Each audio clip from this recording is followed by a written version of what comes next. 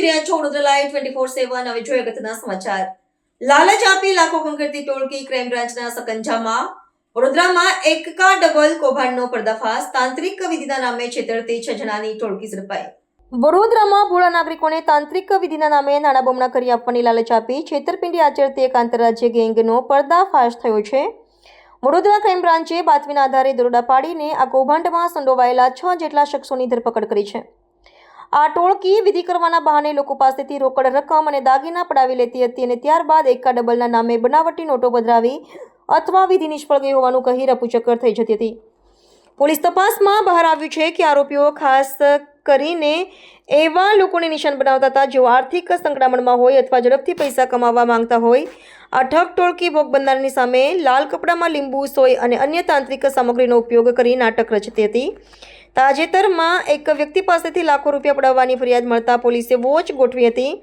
ઝડપાયેલા આરોપીઓ પાસેથી પોલીસને રોકડ રકમ, મોબાઈલ ફોન અને વિધિ માટે વપરાતી શંકાસ્પદ સામગ્રી મળી આવી છે। આ ઘટના બાદ પોલીસે નાગરિકોને અંધશ્રદ્ધાથી દૂર રહેવા અને આવી લોભામણી લાલચમાં ન ફસાવવા અપીલ કરી છે। પોલીસ કમિશનરે જણાવ્યું હતું કે આરોપીઓની પૂછપરછ દરમિયાન રાજકીય અને રાજ્ય બહારના અન્ય કેટલાક લોકો આ ટોળકીનો શિકાર બન્યા છે તેની વિગતો બહાર આવવાની શક્યતા છે। હાલ તમામ આરોપીઓ સામે છેતરપિંડી અને અંધશ્રદ્ધા ફેલાવવા અંગેનો ગુનો નોંધી કાયદેસરની કાર્યવાહી હાથ ધરવામાં આવી છે। આખું બનાવ જો છે તે એક ક્રિમિનલ કોન્સ્પિરસી હતી અને ફરિયાદી પાસેથી આ 30 લાખ રૂપિયા પડાવવા માટેનું આ આખું કૃત્ય કરવામાં આવ્યું હતું।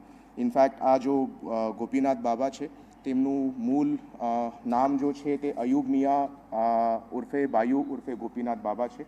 એમનું ઓરિજિનલ આધાર કાર્ડ અને ડુપ્લિકેટ આધાર કાર્ડ પણ પોલીસ દ્વારા જપ્ત કરવામાં આવ્યું છે અને એમના ઉપર જો છે ફોર્જરી અને ક્રિમિનલ કોન્સ્પિરસીની પણ આગળની કાર્યવાહી કરવામાં આવશે।